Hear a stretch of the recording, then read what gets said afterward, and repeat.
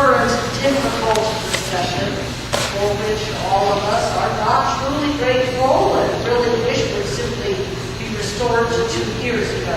Some years ago, there was a company whose name we became too familiar with, especially those who read the business section. It was called Enron. Now, when Enron fell in upon itself, I was serving in a very small Indiana community. The name of it was Lowell. They had a big Methodist church in little downtown Lowell. And I thought I would be safe from having to deal with anything about Enron or something of that national importance, but I didn't count on Elaine. When this all fell apart, Elaine came to me and said, "Mary, Ken Lay is my cousin, the CEO of Enron, the man who is under indictment and soon to be jailed." Now, Elaine went on to tell me of how, when she was just a toddler, her father died unexpectedly. But their cousin, Kenny, had started to acquire wealth. And so Kenny sent checks to his aunt, her mother, so that the girls could have food and have clothing. And then when the girls got old enough to grow up and be ready for college, it was Kenny who paid their entire way through 4 years of college. And Elaine said to me with tears in her eyes, "I have been a teacher for 37 years, able to be here with my community because Ken Lay paid my way to go to college." You know, every summer we spend 2 weeks in Texas. That's because my children and their children all come together, and Kenny pays our way to come down to a family reunion in Texas. Ken Lay made my whole family possible. And now he's under indictment. He's a Christian man, Mary, and I just can't believe the things they're saying about him. It doesn't fit with the Kenny that I've known all my life, and who my family has just been so grateful to. He and his wife were such good Christians. Now, maybe it's true what they say about him. I don't know, and I'm not to judge. All I know is he's been a good person to me. I have a brother-in-law who follows this kind of thing, and who told me I needed to watch a video called "The Smartest Men in the Room." And it was about Ken Lay and the people under him, and how bright they were, and how they accumulated wealth, and how they built this huge company, and how successful they had been. And yet, under the table, especially the number 2 man, well, things were not good at all. Ken died of a heart attack before he could come to be judged. The number 2 man is spending years in jail because he was judged and convicted. And then I read the gospel lesson this morning that talks about a crooked manager who had accumulated money for himself, and how Jesus says the manager commended the crooked manager. And Jesus says to us, you know, this is not the way I recommended, but children of the light, you need to be just as shrewd as the children of this world are. And then Jesus talks about honesty. It cut me a bit to the quick because I know that personally I am occasionally dishonest in small things. Now, I've never stolen money from the church, nor have I ever cheated the IRS in any of my multiple returns. I've been careful to the despair of my tax preparer to pay too much rather than too little. The whole federal government thing makes me kind of nervous. They have the power to, arrest you and things. But last night, following a wonderful wedding here in our sanctuary, I went with Betty Woodland as my witness to go park at the Marriott Hotel. Now, I have the kind of car that Jesus would drive. I have an SUV because I figured if Jesus wanted to make it to the hospitals and nursing homes, he would have a reliable donkey to get him there. Well, I've got my bright yellow, reliable donkey that I can load all kinds of things in the back too, as well as a dog. But my SUV wouldn't fit under the underground garage parking at Marriott. And I went back up, and it was kind of crowded above ground. And you know, if it weren't for those people with wheelchair parking, there'd be no parking at all. So, thank you. So I whipped out my handicap tag thing left over from when I was caring for my friend who was dying of brain cancer for 2.5 years, and I stuck it on my visor, and Betty and I drove into one of those blue lines places. And I said, "Don't tell anybody this."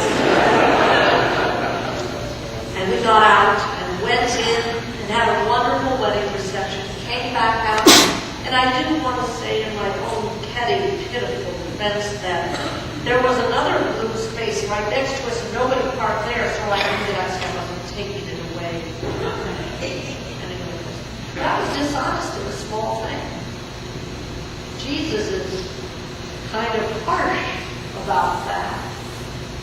Says I shouldn't be trusted with true, bigger things. I have a friend who is an employee of our annual conference. She has a magic credit card so that when we get together on conference.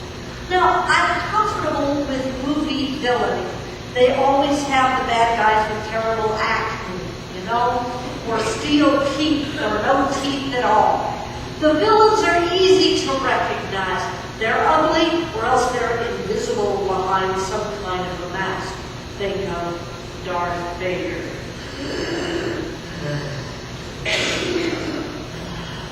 Or not. But yet sometimes we find that we ourselves act like the villain. And other times, we ourselves act like the hero and use those kinds of things as sermon illustrations. See how righteous I am. Going home and telling the kids, going to work and saying, you know what I got to do the other day? It's a good thing. And it is a good thing to be the hero. But then we turn to our Old Testament lesson. Oh my goodness, Jeremiah, he needed, I don't know, Lexapro or something. They called him the weeping prophet. And there's even a word for the kind of sermon that he brings. They are rants, they are ravings, they are Jeremiads. He brought a Jeremiah against his country. And he's saying to them, you've given up the one true God to go chasing after stupid, false gods who aren't even gods. Jesus would say, can't serve both God and money. Stupid, false gods that get you no gain at all. And as a consequence, God allowed the nation of Israel to be overrun with all these weird pagans, to be dispersed to the 7 winds, to be left with only 1 out of every 10 persons left in Israel, and all of the rest having to learn new languages, having to worship false foreign gods. All the rest well integrated into the Babylonian community. And Jeremiah is left saying, there seems to be no healing here. Is there no ointment? Is there no doctor in the house? Is there no balm in Gilead? Is there no physician here?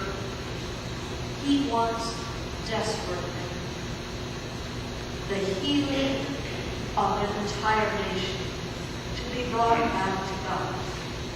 He wants desperately for things to change. The summer is ended. The harvest is in. And we are not yet saved. Everything is still the same.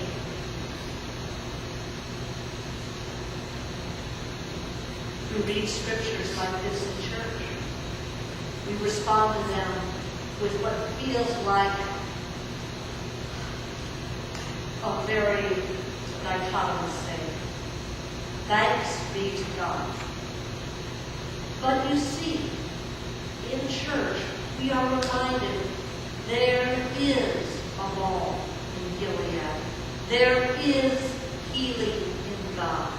Our God is great, our God is one, and our God is always compassionate and merciful.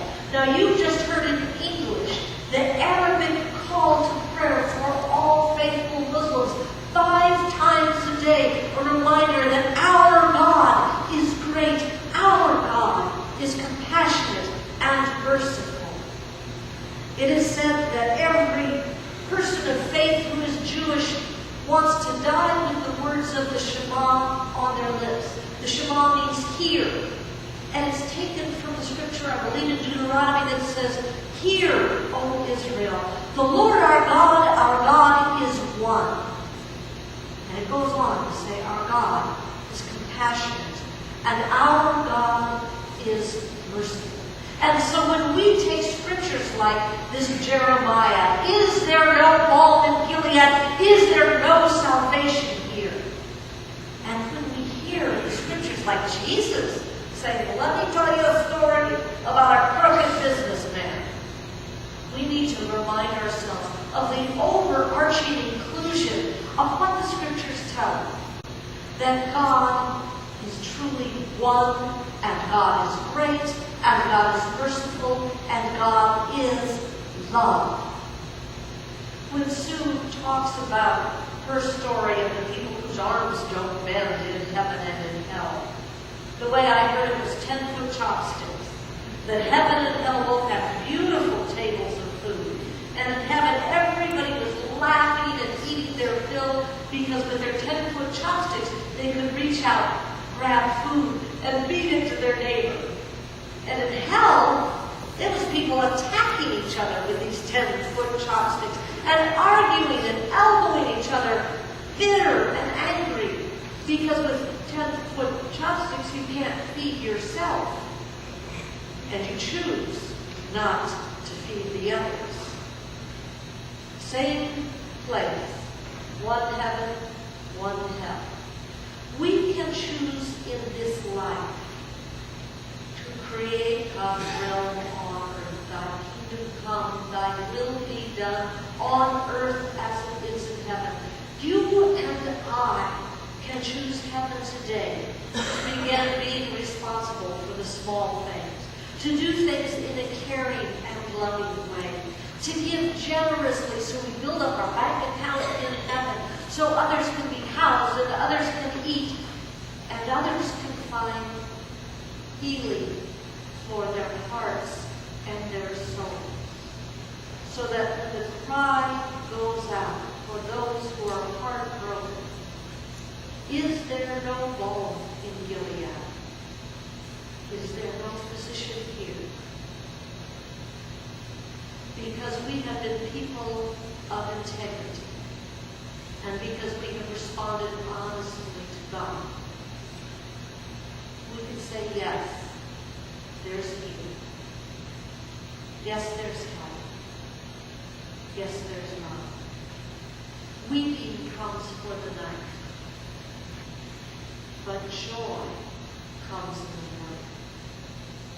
When you and I have brokenness in our lives, and when we have been less than honest and need healing, our God, God is great. God is merciful and compassionate. Our God is one, and our God is with us through the very hardest times in our lives. And our God holds us close until we are healed. And we can say, yes, there's a balm, Gilead. Yes, there's a great physician here. Honestly. Let's bow and